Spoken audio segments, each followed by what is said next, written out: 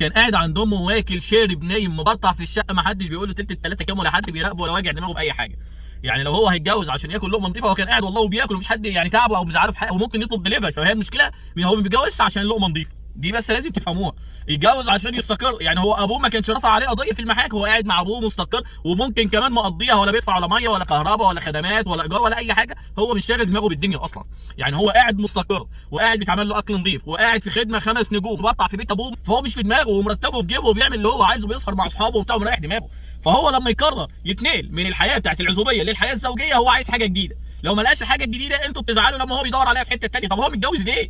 ما هو تعبان وشقيان وابوه تعبان وشقيان وامه تبيع الدهب اللي حيلتها وشغال شغلانتين وكفران في كل حياته عشان يتجوز حضرتك، وابوك يقعد يتشرط ويتقرط ويعمل ويطلب دهب ويشبكه وقايمه ومار، وفي الاخر يتجوز واحده بتطبخ كويس. طب وبعدين؟ طب هو عمل ايه؟ ايه اللي استجد في حياته؟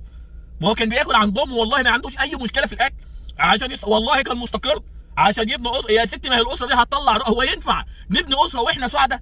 هو لازم عشان ابني اسره يعني يطلع 30 روح امي؟ هو لازم عشان ابني اسره ابقى كفران في حياتي؟ هو لازم عشان ابني اسره عشان ابقى مكتئب؟ هو لازم عشان اعمل اسره يبقى ما فيش سعاده في حياتي؟ ما ينفعش نبني اسره واحنا سعداء؟ ما ينفعش نبني اسره واحنا كويسين؟ واحد ولا واحده هتطلع يعني مشاكل الدنيا كلها انتهت، ودي دي مشكله، ومشكله مهمه جدا. تخيل نفسك كده انت معاك ديك رومي او انت معاكي ديك وحد بيجري وراك او حد بيجري وراك، هتعرفي تاكلي؟ مش حاسه بالامان. طب تخيلي انت معاكي اي حاجه صغيره، اي باكو بسكوت، وقاعده مرتاحه ومفيش حد بيجري وراكي، ما حدش طالب منك اي حاجه وبتاكلي براحتك. اهله بالنسبه لك هيبقى افضل. الحاجه حتى لو صغيره بس انا مشبع داخليا بالامان والاستقرار والراحه وحاجات ياما هحس بطعمها. بس الحاجه لما تبقى كبيره وانا مش لاقي السعاده من وراها، حاسس ان في مشكله، في حاجه ناقصاني، مش هحس بقيمتها.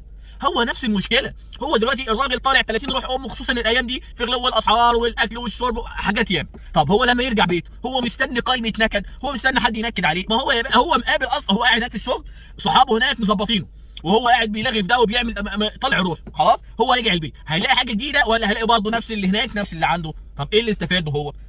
بس احنا لما نهون عليه، نرقص له، نعمل له، ندلعه، كل حاجه قبيحه تعمليها مع جوزك حلالك اعمليها عادي خالص. ما هي مش قله ادب، ما هي لو قله ادب ما كانش ربنا حللها للاثنين اللي متجوزين. لا مش قله ادب خالص، دي حاجه طبيعيه، غريزه طبيعيه، انت متجوزه عشان كده وهو متجوز عشان كده. فلما يتجوز ويلاقي الحاجات دي بياخدها بعد محايله، بعد منهده، بعد قرف، بعد وجع دماغ، هو بالنسبه له عايزاه يبقى ايه؟ هو مش مستقر اصلا نفسيا، عايزاه يستقر شغل، عايزاه يستقر في حياته، عايزاه يستقر ان هو يدور على شغل تاني او يكسب اكتر او يفكر في مشروع جديد. هو اصلا المشروع بتاعه فاشل. هو المشروع اللي دخله اللي هو انت كجوازه، هو مشروع الجواز اصلا اللي دخله بالنسبه له فاشل، هيفكر في مشاريع ثانيه.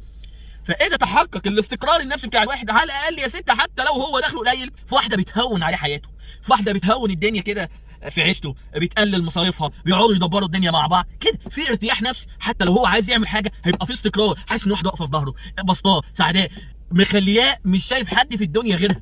بس طول ما هو في حاجه ناقصاه داخليا وخارجيا، يبقى الاثنين مع بعض تبقى كارثه سوداء. اصل كده كده باذن الله جوزك هيترقى، كده كده هيكبر في شغله، كده كده ربنا هيوسعها عليه. فلما يوسعها عليه وانت مش معاه، مش ماليه عينيه، غير لما يوسعها عليه وانت في ظهره وماليه عينه. الرجاله عينها زايغه، هي الرجاله عينها زايغه لما ما بتلاقيش اللي مكفيها.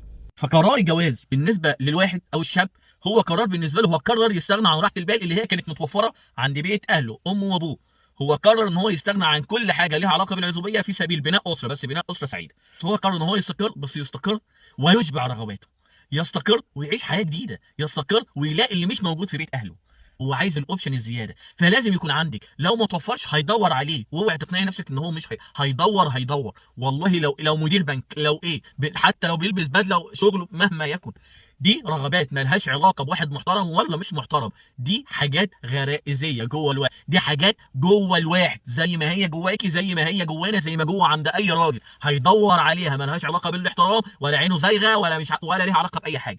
في راجل عايز يشبع رغباته، فجايبك بحلال ربنا عشان ياخد رغباته بحلال ربنا، عشان يملى عينه بيكي. فاذا كنت مش هتملي عينه فتاكدي ان هو هيبص بره. واذا كان مش في الوقت الحالي فهو مستني الفرصه المناسبه ان هو يكون مستعد ماليا ومستقر والدنيا تمام معاه، وهيبدا يفكر ويبص بره. فحاولي تكوني سند وهو صغير وهو كبير وهو بيسعى وهو بيكبر في شغله وفي كل حاجه. حاولي تكونوا عينه اللي هو ما يشوفش حد غيرها، حتى لو بص يرجع ويلاقيكي انت احسن من اي حد بره.